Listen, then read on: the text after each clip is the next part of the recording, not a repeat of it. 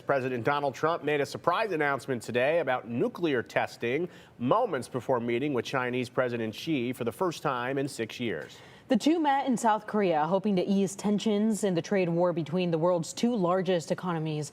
President Trump relaxed the tariff rate on imported Chinese goods, a bit saying that he thinks China is sincere about helping stem the flow, of fentanyl into the U.S. NBC's Monica Alba has details from Washington.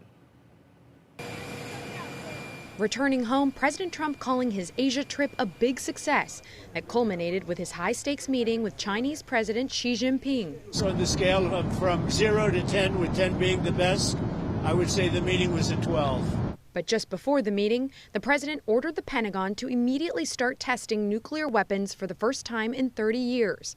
He said to be on an equal basis with China and Russia, but later saying it had nothing to do with China. That announcement, though, didn't seem to affect the talks. The president saying the two sides agreed on a number of trade issues, but did not sign anything formal. We have a deal. Now, every year we'll renegotiate the deal.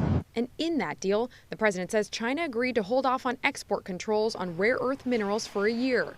They're used in everything from electronics to car seats. China dominates the global supply.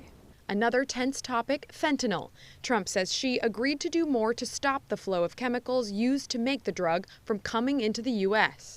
We agreed that he was going to work very hard to stop the flow. You know, it's a very complex subject because it's used for lots of different reasons. And in exchange, the president lowered the tariff on Chinese goods from 57% to 47%. The Treasury Secretary praising President Trump for what he calls a big win for American farmers. China putting in large orders for American soybeans over the next 3 years. They backed President Trump, and they knew that he had their back.